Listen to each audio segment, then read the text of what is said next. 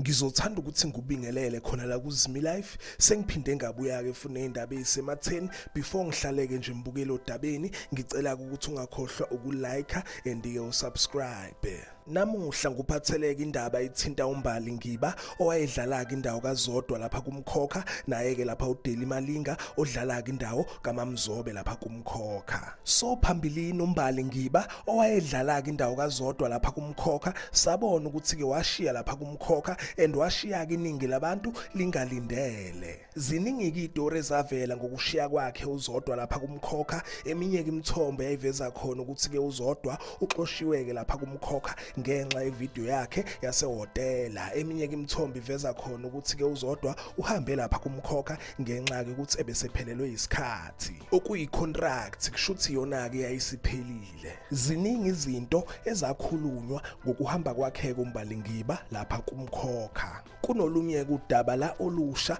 oluphindeke futhi lavela ngokuhamba kwakhe ke lapha uMbali Ngiba kumkhokha. Baveza ukuthi ke uMbali Ngiba owayedlala ke indawo kaZodwa wahamba kumkhokha ngenxa yokungazwani naye ke lapha uDeli Malinga odlala ke indawo kaMamzobe. Isosi iveza ukuthi ke umkhokha waxoshwa kuZodwa ngenxa yengxabano akabanazo naye ke lapha uMamzobe. Baphinde baveza ukuthi ke uZodwa wayefuna ke treatment efanayo nale uMamzobe akayitholayo, okuchaza ukuthi ke umkhokha wawumphatha kahle uMamzobe okudlula yena ke lapha uZodwa, and okuyiyona ke into eyagcina ke sidala nanezingxabano. Zinjalo ke mbukeli, yizo ke lesade ngikuphathele zona. Ungakhomenta ke lapho ezantsi ungitshela ukuthi ke wena ucabangani ngayo ke le ndaba. Ake ngithi ke nje mbukeli, ngicela ungakhohlwa ukuthi ulike and usubscribe.